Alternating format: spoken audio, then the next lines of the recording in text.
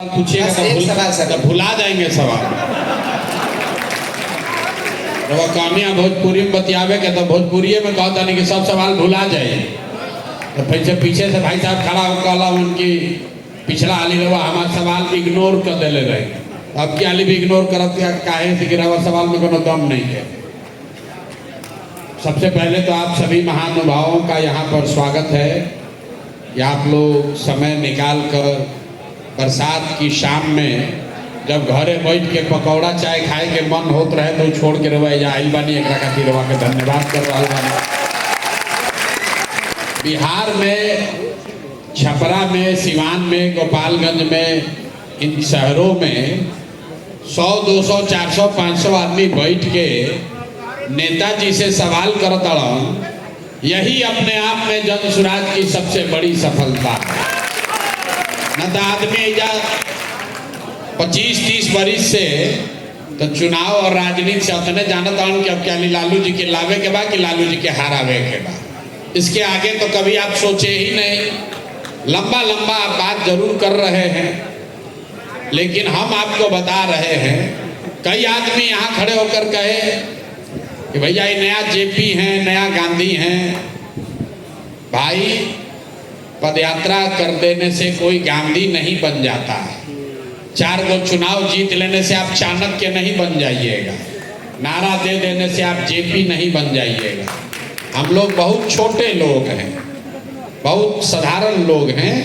ये बहुत बड़े बड़े लोगों का आप लोग नाम लेते हैं, जेपी, गांधी, चाणक्य, चंद्रगुप्त। ये सदियों में कोई 1-2 आदमी पैदा हुआ। हम और आप इतना ही कर सकते हैं कि ये महानुभावों ने जो रास्ता दिखाया है उसको कुछ जीवन में आप फॉलो करने का कोशिश कर सकते हैं। खुद को जेपी और चाणक्य और महात्मा गांधी ना कहलाने की हमारी विद्वता है, ना हमारा वो चरित्र है, ना हम ऐसा कोई दावा करते हैं। तो आपसे भी आग्रह करेंगे इस तरह का विशेषण मत दिया कीजिए किसी को। हमारे लिए नहीं, किसी को मत दीजिए। एक कोई चुनाव जीत गया कहता है चाणक्य है, एक कोई आदमी पैदल चल दिया कहते नए गांधी हैं।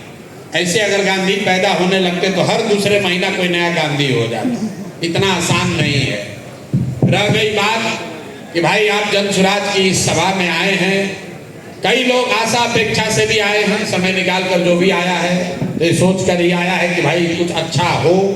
आपकी चाहत है, कुछ आपकी अपनी शंकाएं भी हैं, कुछ आपका अपना डर भी है, कुछ आपने अपने सुझाव भी रखे हैं। तो सबसे पहले जो आपकी शंका है, भाई साहब ने कहा कि भाई आप पर भरोसा क्यों करें, आप पर भरोसा क्यों करें।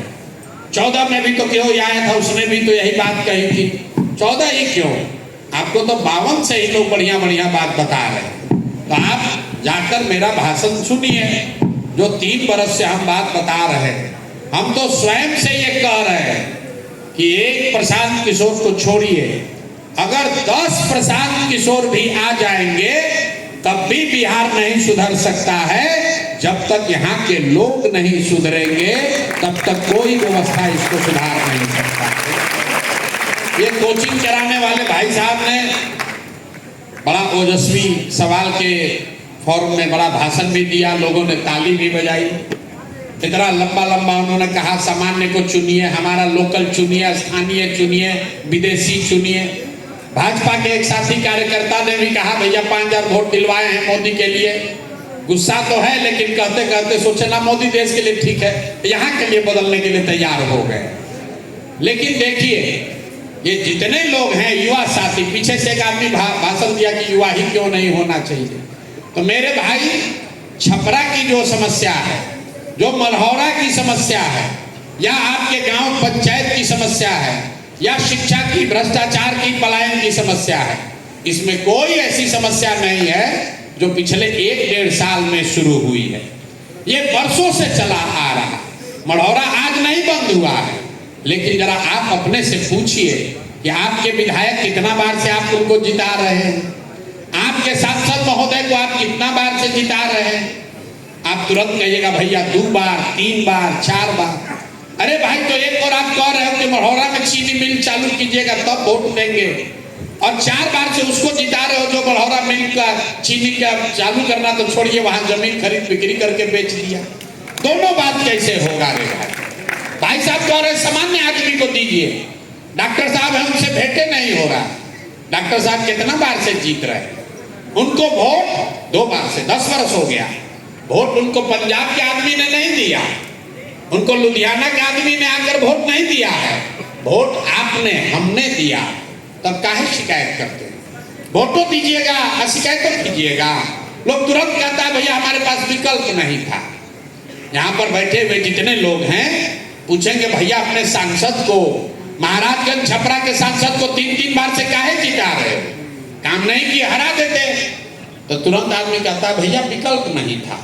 आप जरा बताइए, सब लोग तो पढ़े लिखे लोग हैं, ईवीएम पर इस बार यहाँ नोटा था कि नहीं था? नोटा था कि नहीं था? आदमी कहता है भैया नोटा पर वोट देंगे, वोट बर्बाद हो जाएगा। अरे भाई आप पढ़े लिखे लोग हैं, संवैधानिक व्यवस्था है कि अगर नोटा को सबसे ज्यादा वोट आ जाए तो जितने प्रत्याशी खड़े हैं उस सबको डीबार करके पार्टियों पर ये दबाव होगा, पार्टियों पर ये कंपल्सन होगा कि उनको नए उम्मीदवार देकर फिर से चुनाव कराना पड़ेगा। लेकिन जिस दिन वोट देना था उस दिन तो आपको मोदी जी दिखे, उस दिन आपको राम मंदिर दिखा, उस दिन लालू से हिसाब किताब दिखा, उस दिन आपको अपना जात दिखा, उस दिन रात में बटने वाला मुर्गा भात दिखा, 2 पाउच का हिसाब किताब भी लगाया गया।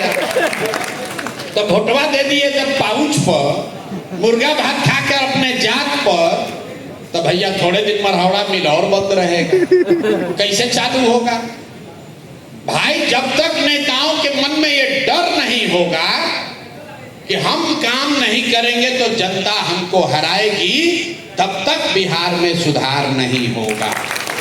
तो चाहे जनसुराज का ही जीत कर क्यों ना आ जाए, अगर जनसुराज के लोग भी जीत कर आ जाएं और जान जाएगा कि भैया हमको जनता इस बार वोट देने ही वाली है, कोई काम क्यों करेगा?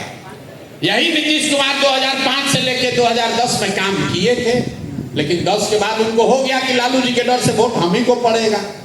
15 के बाद तो उन्होंने ऐसा फॉर्मूला बना लिया है कि वोट आप किसी को दीजिएगा हम ही रहेंगे।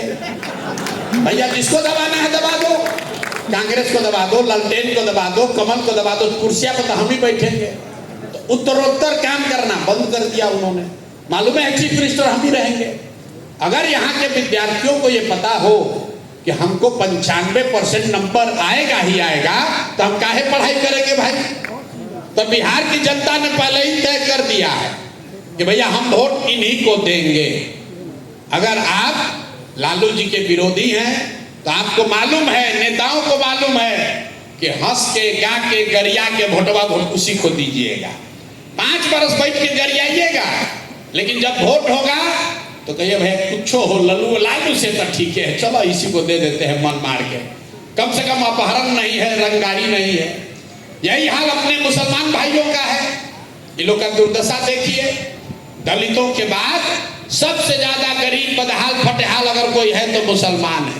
वो जानता है बेचारा, अपनी स्थिति को जानता है, लेकिन चुनाव आता है उसके सामने दिखता है भैया भाजपा को दे नहीं सकते हैं, तो वोट अब दे किसको?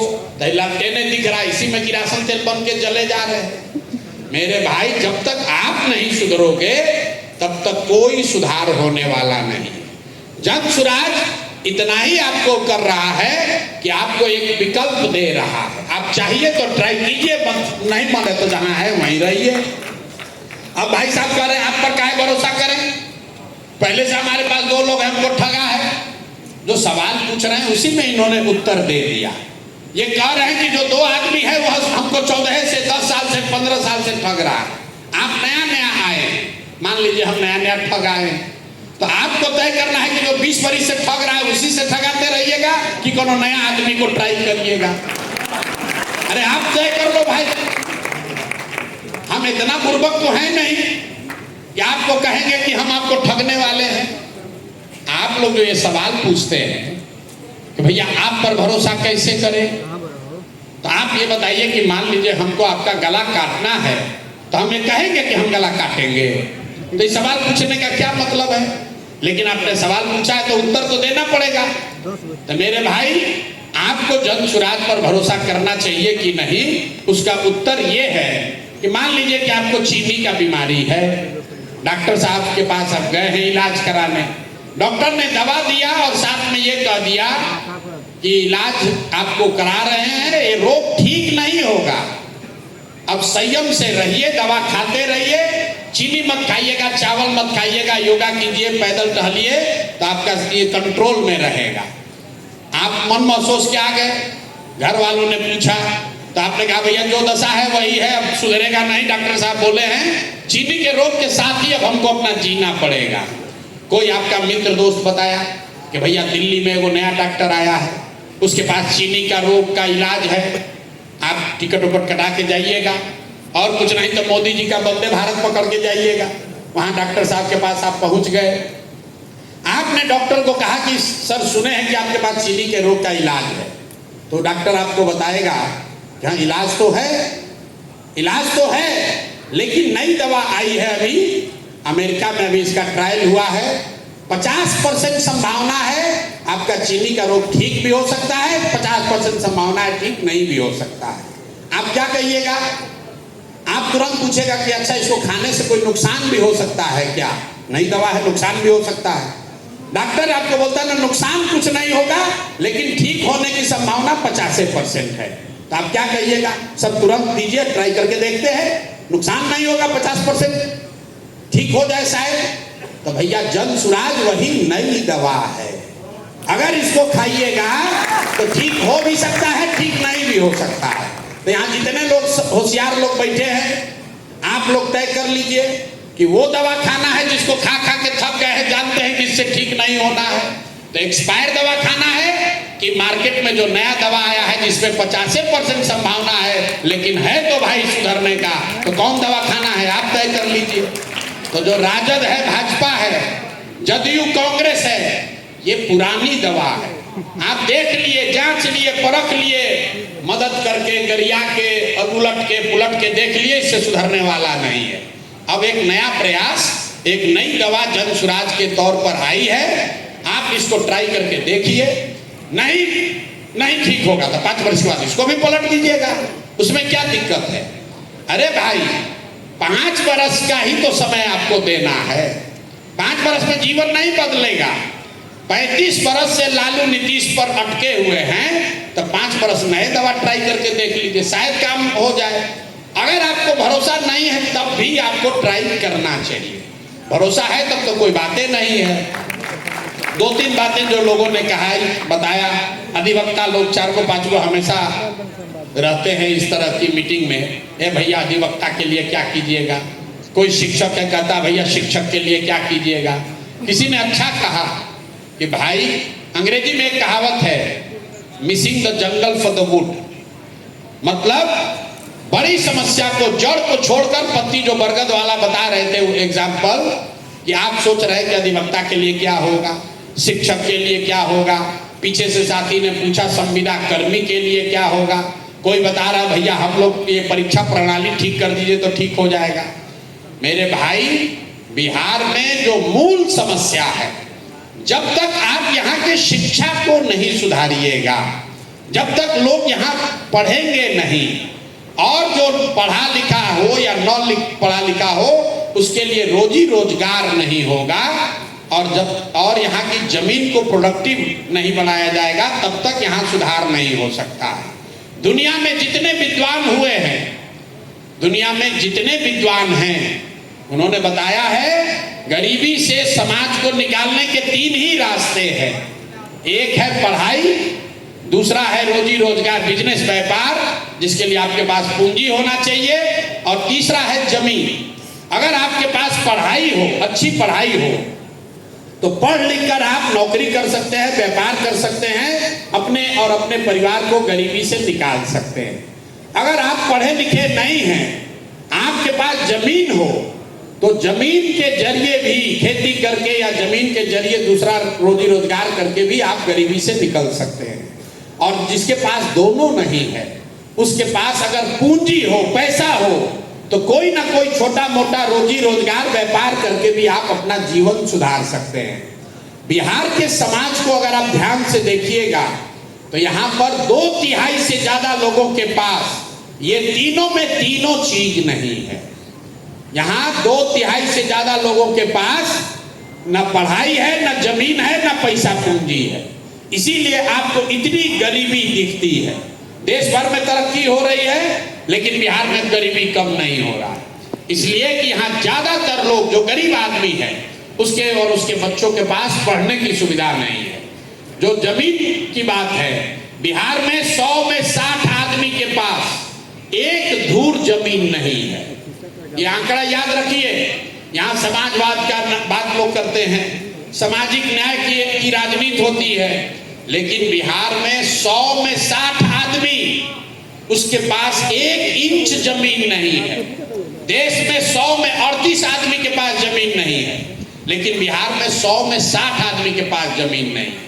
और तीसरा पूंजी की जो बात है, बिहार में रहने वाले 100 में 80 लोग, ध्यान से याद रखिए, 100 में 80 आदमी आज भी दिन में 100 रुपया भी नहीं कमाता है। 100 रुपया भी नहीं कमा रहा। आप जैसे लोग ये भी पूछते हैं कि ऐसा कैसे है कि 100 रुपया नहीं कमाएगा, 300 रुपया तो भैया मजदूरी है। मेरे भाई, अगर 300 रुपया मजदूरी किसी को मिल रहा है, उसके परिवार में पत्नी बाल बच्चा लेके 5 आदमी है, तो उसको प्रति व्यक्ति प्रतिदिन 60 रुपया ही मिला। और वो भी मजदूरी 30 दिन नहीं मिली, 15 दिन मिला, तो उसको प्रति व्यक्ति प्रतिदिन 30 रुपया ही हुआ। तो आपके पास पढ़ाई का साधन है नहीं, जमीन से खेती करने का उपाय है नहीं, और रोजी रोजगार करने के लिए पैसा पूंजी है ये नहीं है, तो कैसे गरीबी खत्म होगा? जिसको चुनना है चुन दीजिए। सरकार चाहे सड़क बना दे कि बांध बना दे, सरकार चाहे बिजली ला दे या ट्रेन चला दे, आपकी हमारी गरीबी खत्म नहीं हो सकती है। बिहार में गरीबी तब खत्म होगी जब यहाँ पर बच्चों के पढ़ने की व्यवस्था होगी। गरीबी खत्म तब होगी जब जमीन का सही बंटवारा हो, जमीन के ओनरशिप को, लैंडलेसनेस को कम किया जाए, और जिसके पास जमीन है उसकी प्रोडक्टिविटी को बढ़ाया जाए। और तीसरी बात, हर युवा साथी के हाथ में वो पैसा पूंजी मुहैया कराया जाए ताकि घर घर रोजी रोजगार हो। तो पूरी जो जन सुराज का जो प्रयास है वो सिर्फ इसी 3 बात के लिए है। पहला बात हम लोग क्या कह रहे हैं कि 15 साल से कम उम्र के बच्चों के लिए बिहार में इतनी अच्छी शिक्षा की व्यवस्था बना दी जाए कि वो जीवन में कभी व्यवस्था पर बोझ न बने। तो ये व्यवस्था कैसे बनेगा, ये तो सब लोग कहता है। इसके लिए जन सुराज ने 2 रास्ते बताए। पहला रास्ता बताया गया कि हर प्रखंड में कम से कम 5 विद्यालयों को नेतरहाट के स्तर का बनाया जाए। ये क्यों कहा जा रहा है? क्योंकि दुनिया में अगर आप स्कैंडिनेवियन कंट्री पे जाइएगा तो उन लोगों ने ये मॉडल लागू किया है कि हर गांव में स्कूल बनाने के बजाय स्ट्रेटेजिक जगहों पर स्कूल बनाए गए और लोगों को स्कूल पहुंचने के लिए स्कूल बस की सुविधा दी गई। अंग्रेजी में इसको कहते हैं, rather than taking school to the every village, take the children to the good school. तो हम अभी बिहार के सारे प्रखंड को आप मैप कीजिएगा तो कोई ऐसा प्रखंड नहीं है जहां 5 जगहों पर अगर अच्छे विद्यालय बना दिए जाएं और गांव में स्कूल बस की सुविधा दे दी जाए, तो कोई ऐसा गांव नहीं है जहां से 20 मिनट के अंदर बच्चे स्कूल तक नहीं पहुंच सकेंगे। तो हम लोग की सोच क्या है कि जन सुराज ये कह रहा है कि अगर हर प्रखंड में 5 नेतरहाट के जैसे विद्यालय बनाने में करीब करीब हर साल 15 से 20 हजार करोड़ रुपया खर्च होगा। मतलब अगर हर प्रखंड में 5 नेतरहाट के जैसा विद्यालय बनाना है तो 1 लाख करोड़ रुपया चाहिए। उतना पैसा तो बिहार में है नहीं। तो हम लोगों ने ये कहा कि हर साल हर प्रखंड में एक विद्यालय को बढ़िया बनाएंगे। बढ़िया मतलब नेतरहाट के बराबर। नेतरहाट क्यों कह रहे हैं? क्योंकि नेतरहाट सरकारी विद्यालय है, बिहार सरकार में बनाया चलाया गया। एक नेतरहाट से 1500 से ज्यादा IAS IPS बने हैं। आप अंदाजा लगाइए, अगर बिहार में 5000 नेतरहाट स्कूल हो तो यहाँ के सोसाइटी पर, समाज पर कितना बड़ा प्रभाव आने वाले 10 साल 20 साल में पड़ेगा। तो जन सुराज की सोच ये है, अगले साल से हर साल जो शिक्षा का बजट है 60,000 करोड़, उसका 1/3 पैसा उन विद्यालयों को, हर प्रखंड से एक विद्यालय को चयनित करेंगे और उसको नेतरहाट के स्तर का करेंगे। और आने वाले 5 वर्ष में हर प्रखंड में अगले चुनाव से पहले आपको 5 नेतरहाट जैसा विद्यालय दिखेगा। अब मान लीजिए कि आपको 5 विद्यालय बनाने में 5 वर्ष लगेगा, तो लड़कों की उम्र तो रुक नहीं रही है। इसलिए दूसरी बात कही गई कि भाई जब तक आपके इलाके में इतना बढ़िया स्कूल नहीं बनता है, तब तक आप अपने बच्चों को प्राइवेट स्कूल में भेजिए, उसका फीस सरकार की ओर से दिया जाएगा।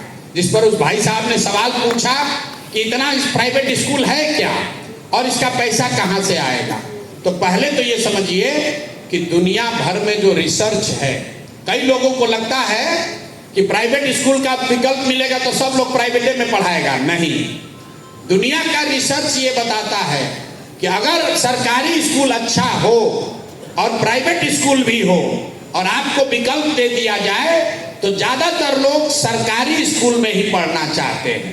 मगर आपसे पूछा जाए कि भैया आपके बच्चे को डॉक्टर बनना है, आप अपने बच्चे को PMCH में पढ़ाइएगा या रमैया में पढ़ाइएगा?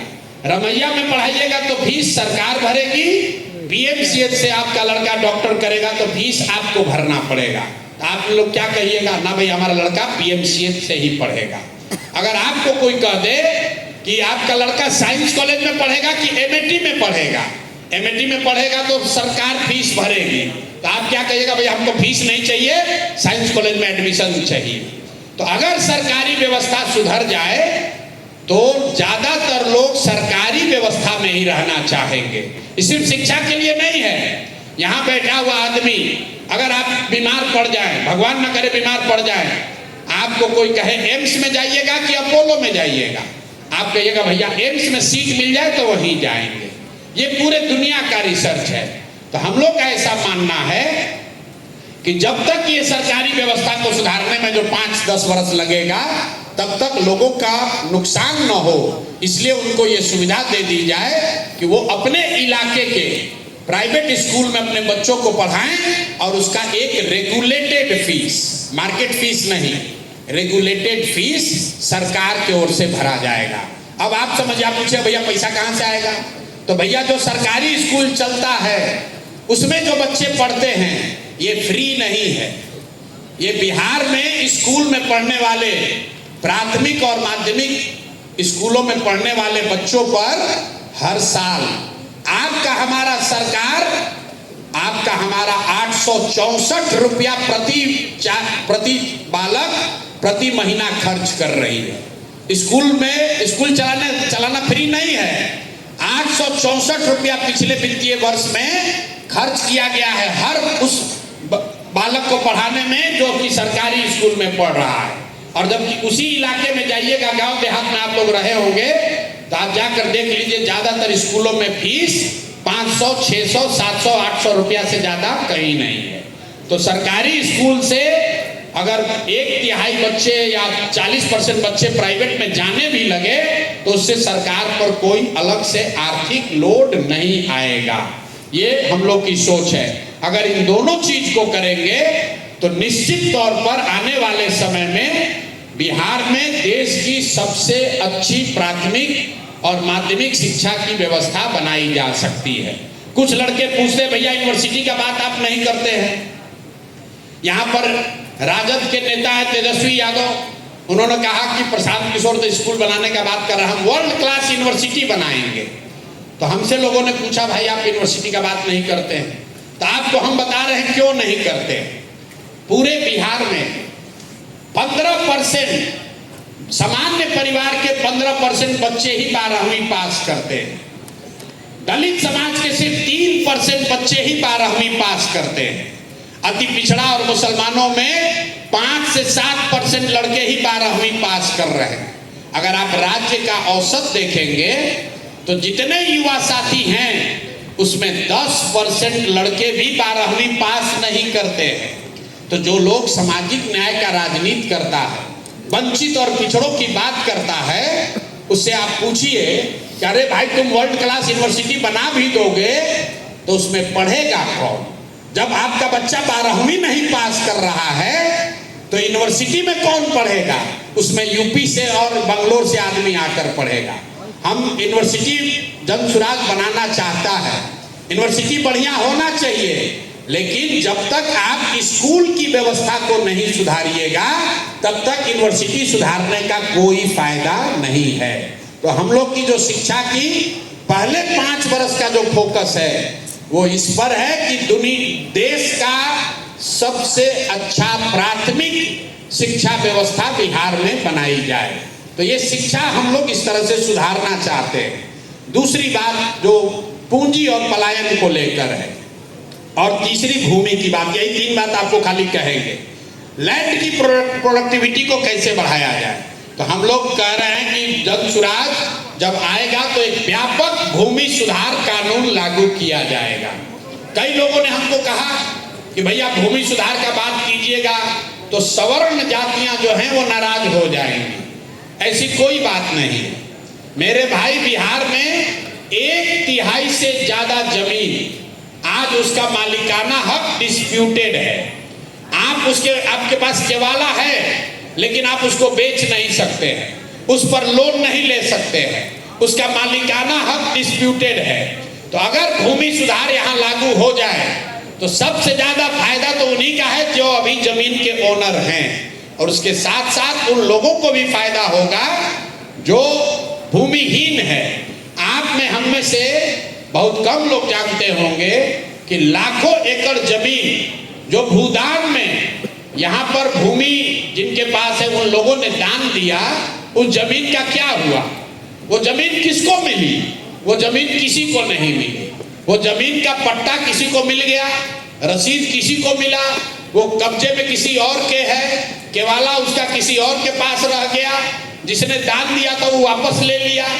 कई तरह की समस्या है। तो जनसुराज 2 बात कह रहा है, एक तो कि व्यापक भूमि सुधार कानून यहाँ लागू किया जाए, और दूसरी बात जो ज्यादा महत्वपूर्ण है कि लैंड प्रोडक्टिविटी को बढ़ाने के लिए, जमीन से उत्पादकता को बढ़ाने के लिए यहाँ पर बड़े पैमाने पर लोगों को नकदी फसल की ओर मोड़ा जाए। अभी जब आप धान गेहूं की खेती करते हैं उसमें जो आपको आमदनी हो रही है उसके मुकाबले अगर आप गन्ना, लहसुन, प्याज, मसाला उगाएंगे तो आपको ज्यादा लाभ हो सकता है। अब वो क्यों नहीं लोग करते हैं? उसके पीछे एक जो बड़ी कमी है वो है मजदूरों की कमी, और दूसरा है पूंजी नहीं आपके पास, क्योंकि नकदी फसल करने में खर्च ज्यादा लगता है। तो जनसुराज ने उसके 2 रास्ते बताए कि जैसे ही जनसुराज की व्यवस्था बनेगी तो मनरेगा को कृषि से जोड़ दिया जाएगा, और जो किसान भी नकदी की फसल करना चाहता है उसको मनरेगा के तहत मजदूर मुफ्त में दिया जाएगा, ताकि वो धान गेहूं की खेती छोड़कर कोई नकदी फसल की खेती करे। इसका फायदा क्या होगा? इसका सबसे बड़ा फायदा ये होगा कि अभी मनरेगा का जो पैसा हम लोग दिल्ली में सरेंडर कर रहे हैं, पिछले साल केंद्र सरकार ने मनरेगा के लिए 100 रुपया अगर दिया तो 40 रुपया ही हम लोग लेकर आए, 60 रुपया दिल्ली में ही सरेंडर कर दिया। और जो 40 रुपया लेकर आया उसमें भी 30 से 40% घूस में भ्रष्टाचार का भेद चढ़ गया। लेकिन अगर हम लोग मनरेगा को कृषि से जोड़ देंगे तो जो मनरेगा का मजदूर है उसकी बाहर पलायन की स्थिति रुकेगी, और जिस किसान को भी ये मजदूर मिलेगा वो मजदूरी उससे कराएगा, उससे काम कराएगा, उससे लैंड की प्रोडक्टिविटी बढ़ेगी। बिहार में कुल 55 लाख हेक्टेयर जमीन है जहां खेती हो सकती है। 55 लाख हेक्टेयर जमीन जो है वो कल्टीवेबल लैंड है। उसमें से सिर्फ 2 लाख हेक्टेयर जमीन में ही नकदी की फसल होती है। बाकी 53 लाख हेक्टेयर में सिर्फ धान, गेहूं, मकई, बाजरा हो रहा है। तो हम लोग का लक्ष्य है कि कम से कम 15 से 20 लाख हेक्टेयर में, मतलब 1/3 जमीन में नकदी की फसल हो, मसाले की, सब्जी की खेती हो, फल की खेती हो, ताकि यहाँ प्रति एकड़ आमदनी लोगों की बढ़े। बोलचाल की भाषा में बिहार में जो खेती है अभी, ये खाने वाली खेती है। आप गांव देहात में सुनते हैं, लोग कहता है रोपनी करने आए हैं, कमाने के लिए लुधियाना जाएंगे। भैया कटिया करे आई बानी, एक बाद जाई कोयम्बटूर में फैक्ट्री में कमाए। मतलब खेती जो है यहाँ पर लोगों के लिए खाने का जरिया है, कमाने का जरिया नहीं है। तो जब स्वराज खेती को खाने वाली खेती से कमाने वाली खेती बनाना चाहता है, इससे फायदा ये होगा कि बड़े पैमाने पर यहाँ पर सब्जी, फल, मसालों की खेती होगी, लोग किसानी से जुड़ेंगे और बहुत बड़े पैमाने पर जो कृषि से जुड़े हुए मजदूर हैं उनका पलायन बंद हो जाएगा। तो ये खेती के लिए दो बात, और अंतिम बात करके अपनी खत्म करेंगे। जो सबसे बड़ी बात है, रोजगार कहाँ से आएगा, पलायन कैसे रुकेगा। जन स्वराज ने जो सबसे बड़ी बात कही है कि साल भर के अंदर किसी भी व्यक्ति को बिहार में, ध्यान से इसको याद रखिए, किसी भी व्यक्ति को मजबूरी में अपने बाल बच्चों का पेट पालने के लिए 10-12 हजार के मजदूरी के लिए बिहार छोड़कर बाहर नहीं जाना पड़ेगा। ये कैसे होगा, इसका पूरा ब्लूप्रिंट हम लोगों ने जारी किया है। पलायन को पिछले 3 वर्ष से जो हमने अध्ययन किया है, पलायन के 3 पहलू हैं। सिर्फ मजदूरों का, लोगों का पलायन नहीं है। बिहार में सबसे बड़ा पूंजी का पलायन है। पूंजी के पलायन से क्या मतलब है? पूंजी का पलायन का मतलब यह है कि जो पैसा आप और हम कमाने के बाद, खर्चे के बाद जो जमा करते हैं, पूंजी अपना बनाते हैं, उस पैसे को आप बैंक में रखते हैं। बैंक में ही ज्यादातर आदमी पैसा रखता है। वो पैसा बैंक वाले यहाँ से ट्रांसफर कर रहे हैं दूसरे राज्यों में। ये रिजर्व बैंक का आंकड़ा है, जिसको कहते हैं CD ratio, credit deposit ratio. मतलब कितना पैसा आपने, हमने मिलकर बैंक में बिहार में जमा किया और बैंक वालों ने उस पैसे का क्या किया। तो पूरे देश में इस रेशियो का आंकड़ा है 70%। मतलब भारत भर के लोगों ने यहाँ के बैंकों में जो पैसा रखा, 100 रुपया रखा, तो 70 रुपया बैंकों ने वापस उनको ऋण के तौर पर, लोन के तौर पर दिया, ताकि लोग रोजी रोजगार कर सकें, अपना घर बना सकें, गाड़ी खरीद सकें, पढ़ाई कर सकें, कृषि कर सकें। ये काम आप बैंक से लोन लेकर करते हैं। बिहार में आंकड़ा कितना है? 40%। मतलब अगर हम लोग 100 रुपया बैंक में जमा करते हैं तो सिर्फ 40 रुपया ही बैंक वाला आपको लोन के तौर पर देता है। बाकी का पैसा कहाँ जाता है? बाकी का पैसा जाता है गुजरात, तमिलनाडु, आंध्र प्रदेश, तेलंगाना, केरल, कर्नाटक। वहां पर सीडी रेशियो कितना है? वहां उन राज्यों में सीडी रेशियो है 90, 95, 100।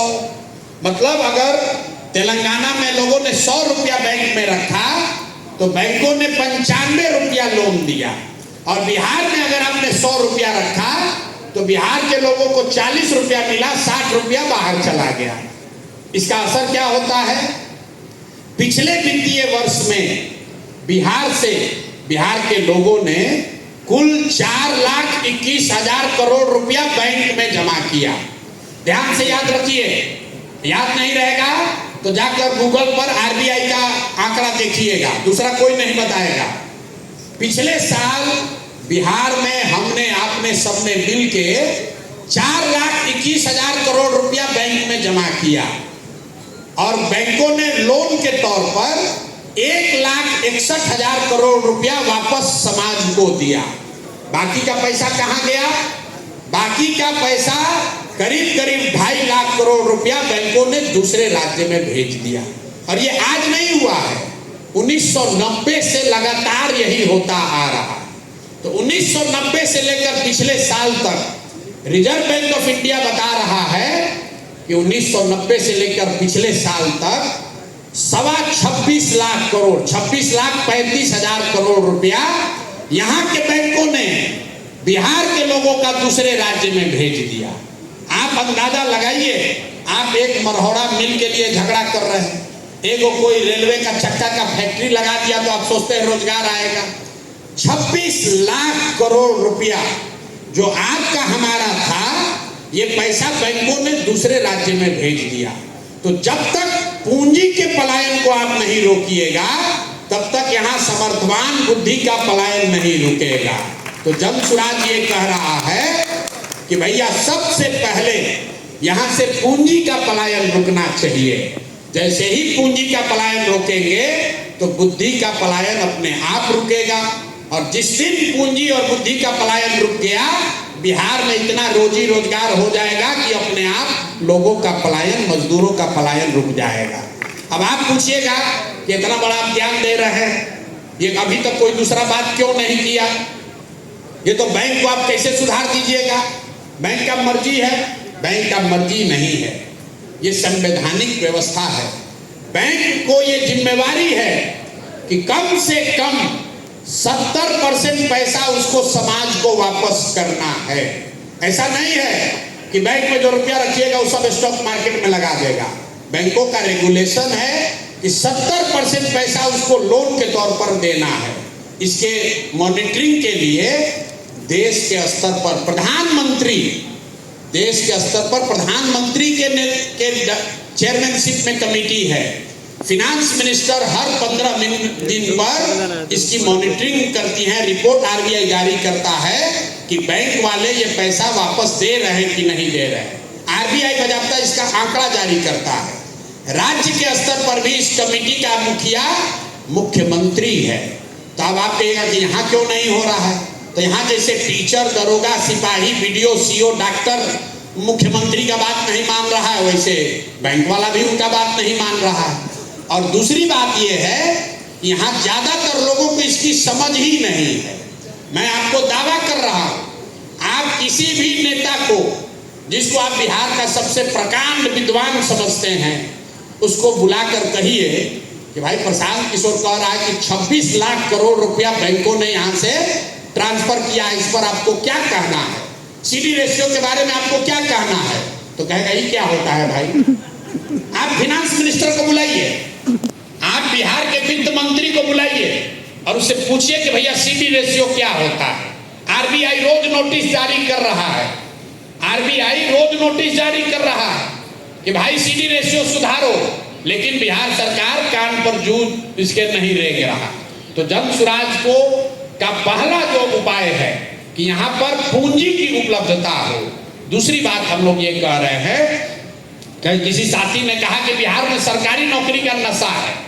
तो भैया एक तो आप ये समझिए कि सरकारी नौकरी से समाज का भला हो सकता है कि नहीं। यहाँ लोग बड़ा बड़ा दावा करता है, कोई कह रहा है भैया हम 10 लाख नौकरी दे दिए, कोई कह रहा है 5 लाख दे दिए। भाई साहब ने कहा कि संविदा को छोड़ के आप परमानेंट नौकरी दिलवाइए। लोग इसी मकड़ जाल में फंसे हैं। एक आंकड़ा याद रखिए, चपरासी से लेकर मुख्य सचिव तक जितने लोग बिहार में सरकारी नौकरी करते हैं, सबकी गिनती कीजिएगा तो 23.25 लाख लोग ही हैं। कुल 23.25 लाख लोग ही बिहार में सरकारी नौकरी करते हैं। मतलब 2%, 1.97% लोग ही सरकारी नौकरी करते हैं। कुछ लोग ये भ्रम फैलाता है कि बहुत वैकेंसी है, खाली है। तो देश के स्तर पर आंकड़ा क्या है? इंडिया में 3.1% लोग ही सरकारी नौकरी करते हैं। तो अगर बिहार में बहुत प्रयास किया जाए तो 1% और बढ़ाया जा सकता है, 5-7-10 लाख लोगों को नौकरी दी जा सकती है। लेकिन 13 करोड़ की आबादी को सरकारी नौकरी नहीं दिया जा सकता है, उससे समाज का बेरोजगारी दूर नहीं होगा। ये बात पहले आप समझ लीजिए। बेरोजगारी दूर करने का एकमात्र उपाय है कि लोगों के पास शिक्षा हो और काम करने के लिए सुविधा, पूंजी हो। तो पहला जब सीडी रेशियो सुधारिएगा तो लोगों के घर घर हाथ में पूंजी आएगा। जो आज 4 कमरे का घर बना रहा है वो 6 कमरे का बनाएगा। आज आप 1 गाड़ी खरीदे हैं, कल 2 गाड़ी खरीद सकते हैं। आज 1 दुकान चलाते हैं, कल 4 दुकान आप कीजिएगा। और दूसरी बात हम लोग कर रहे हैं, बिहार के समाज में, एकरा के भोजपुरी में समझी, गांव देहात में आदमी मूलधन से ज्यादा ब्याज से डराता है। हम लोग का जो समाज है ये गुजरात के जैसा नहीं है। गुजरात में आदमी लोन लेकर बिजनेस करता है, बिहार में आदमी लोन कब लेला? घर बनावे के होके, बेटी के ब्याह करे के होके, लड़का के पढ़ावे के होके, घूस देवे के बाद तब वो आदमी लोन ले ली हम। लेकिन बिजनेस व्यापार खातिर ज्यादातर आदमी लोन नहीं लेता है। क्यों नहीं लेता है? उसको ब्याज से डर लगता है। गौवा में आदमी कहेला चक्रवृद्धि ब्याज हो जाए, बर्बाद हो जाए, मूलधन तो जितना रहे ओकरा से ज्यादा लोन देवे पड़ी, ब्याज देवे पड़ी। इस मेंटालिटी को, इस मानसिकता को खत्म करने के लिए एक दिन में नहीं होगा, लेकिन 10-20 वर्ष में हम लोग का प्रयास है कि समाज में पैसा लेकर रोजी रोजगार करने का ये प्रवृत्ति शुरू हो। उसके लिए हम लोग एक इंटरेस्ट सबवेंशन स्कीम बता रहे हैं। अभी जब आप लोन लेते हैं बिजनेस व्यापार करने के लिए, तो आपको 10%, 12% ब्याज लगता है। तो सरकार जब जन सुराज की बनेगी तो हम लोग कह रहे हैं कि अगर आप रोजी रोजगार के लिए लोन लेना चाहते हैं तो आपको 10-12% नहीं, 4% ब्याज को पैसा मिलेगा और 6% ब्याज सरकार भरेगी। क्यों भरेगी? क्योंकि आप जो रोजी रोजगार करेंगे उससे रोजगार का यहाँ अवसर पैदा होगा। और इससे फायदा क्या होगा? 6,000 करोड़ रुपया अगर हम बजट से प्रावधान कर दें, ध्यान से सुनिए, 6,000 करोड़ रुपया अगर बजट से आप प्रावधान कर दें तो बिहार के लोगों को 1 लाख करोड़ रुपया बैंकों से मिल जाएगा रोजी रोजगार करने के लिए। तो हम ये नहीं कह रहे कि हम आएंगे बस सबको पैसा बांटने लगेंगे। राजद वाला कह रहा है, कांग्रेस वाला, राजद को तो कोई समझ नहीं है, वो तो कुछ कह सकता है। इसीलिए हमने कहा कि भाई कांग्रेस वाला कह रहा है कि हम 2,500 रुपया हर महिला को देंगे। अब सब लोग, आप लोग विद्वान लोग हैं, अपना अपना मोबाइल खोलिए, आप जरा समझिए, अगर हर महिला को 2,500 रुपया दिया जाए तो बिहार में 6 करोड़ महिला है। अगर नाबालिगों को हटा दिया जाए तो भी 4.5 करोड़ महिला हुई।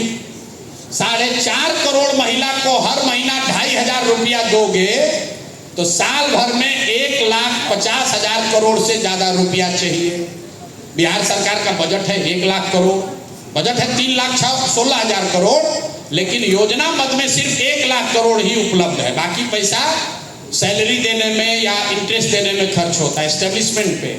तो जो योजना मद में बजट है वो 1 लाख करोड़ का है और कांग्रेस और राजद वाले कह रहे हैं कि हम 1.5 लाख करोड़ रुपया महिलाओं को बांट देंगे। अब फिर आप वोट देने के बाद कहिएगा कि हमको ठग लिया। अरे भाई, तो पहले ही कह रहा है कि हम आपको ठगेंगे, 100 रुपया जेब में है और कह रहा है 150 देंगे, अब फिर भी जाके आप वोट दीजिएगा। तो नेता आपको कहाँ ठग रहा है? आप तो खुदे ठगाने के लिए तैयार बैठे हुए हैं। भाई जाकर पूछो तो सही। अगर कोई कांग्रेस का नेता आकर कहता है तो उससे पूछिए कि भाई तुम कर्नाटक में ये सुविधा काहे नहीं दे रहे हो? तुम्हारी वहां भी सरकार है। तेलंगाना में ये सुविधा क्यों नहीं दे रहे हो? वहां भी तुम्हारी सरकार है। और वो तो कर्नाटक, तेलंगाना तो बिहार से 5 गुना 6 गुना ज्यादा धनी राज्य है। इस देश में दिल्ली और गोवा, उसके अलावा 1-2 और छोटा राज्य को अगर आप हटा दीजिए तो किसी राज्य की ताकत नहीं है कि वो अपने सभी महिलाओं को 2-2,500 रुपया हर महीना दे दे। महाराष्ट्र जैसे धनी राज्य में भी अभी जो लाडली बहना स्कीम चल रही है वो सिर्फ 1,500 रुपए देते हैं, वो भी कंडीशनल है। 1 करोड़ महिलाओं को दे रहे हैं। अब बिहार में तेजस्वी यादव कह रहे हैं कि हम 6 करोड़ महिला को 2,500 रुपया दे देंगे। और लोग फिर मछली की तरह जाल में फंस के उसको वोट दे देगा और फिर कहेगा कि भैया हमको तो बड़ा ठग लिया। अरे भाई, तो आपके आंख के सामने है। हम लोग जो बात कह रहे हैं, अगर कह रहे हैं कि पलायन रोकेंगे तो उसका पूरा स्कीम बता रहे हैं। उस स्कीम पर कितना पैसा खर्चा होगा ये बता रहे हैं। वो पैसा कहां से आएगा ये भी बता रहे हैं। हमने कहा है कि 60 वर्ष से ज्यादा उम्र के लोगों को 2,000 रुपया देंगे। अगर आप 60 वर्ष से ज्यादा उम्र के हर व्यक्ति को, बिहार में हर व्यक्ति को 2,000 रुपया दीजिएगा तो यहाँ पर 1,25,00,000 लोग ऐसे हैं जिनका उम्र 60 वर्ष से ज्यादा है। सरकार उनको पहले 400 दे रही थी, अब ये 1,100 दे रही है।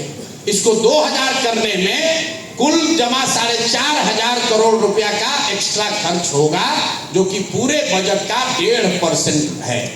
3.25 लाख करोड़ के बजट का सिर्फ 1.5% पैसा अगर एक्स्ट्रा खर्च किया जाए तो बिहार के सभी बुजुर्गों को 2,000 रुपया महीना दिया जा सकता है। और हम लोग क्यों कह रहे हैं कि ये देंगे?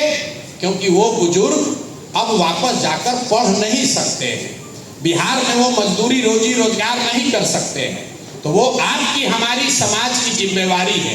तो जो बच्चे हैं उनको पढ़ाना है, जो युवा है उसके हाथ में काम देना है, और जो काम नहीं कर सकता है, पढ़ नहीं सकता है, उसकी मदद करनी है। सबको फ्री में रुपया नहीं बांटना है, क्योंकि उतना रुपया है नहीं, और अगर आप बांट भी दीजिएगा तो उससे भला नहीं होगा। ये जन सुराज की सोच है। बाकी आप जो बता रहे हैं कि शिक्षा की प्रणाली को सुधार दीजिएगा तो सब रुक जाएगा, ऐसा कभी बज्जूका सुझाइए मत। इस देश में कभी किसी ने कहा कि जन लोकपाल बना देंगे तो भ्रष्टाचार खत्म हो जाएगा, हुआ खत्म। किसी भी समस्या का कोई एकदम सीधा इतना नहीं उत्तर है कि बस कल आइएगा और परसों सुधर जाएगा। ये 50 वर्ष 60 वर्ष से बिगड़ी हुई व्यवस्था है, इसको 50 दिन में नहीं सुधारा जा सकता है। इसको किसी एक व्यक्ति ने नहीं बिगाड़ा है, और कोई एक व्यक्ति सुधार भी नहीं सकता है। अगर पूरे समाज ने मिलकर बिगाड़ा है, 30-40 साल में बिगड़ा है, पूरा समाज मिलकर प्रयास करेगा, तब जाकर कहीं 5-10 वर्ष में बिहार की स्थिति सुधरेगी। अगर नहीं लगेंगे तो सुधार नहीं होगा। एक अंतिम बात, बहुत सारे लोग समझते हैं बात तो बढ़िया है, प्रयास तो होना चाहिए, लेकिन जीतेंगे कि हारेंगे? मेरे भाई, बिहार को अगर सुधारना है तो प्रयास आप कीजिए या हम करें।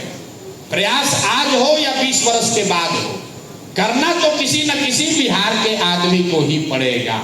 अब तय आप कर लीजिए कि उस प्रयास में आप कंधा लगाना चाहते हैं कि बाहर बैठ के खाली कमेंट्री करना चाहते हैं। तय आपको करना है, आपके सामने विकल्प है। अगर आप मेहनत करेंगे, अगर आप इससे जुड़ेंगे, कंधा लगाएंगे, निश्चित तौर पर बिहार में सुधार होगा ही होगा।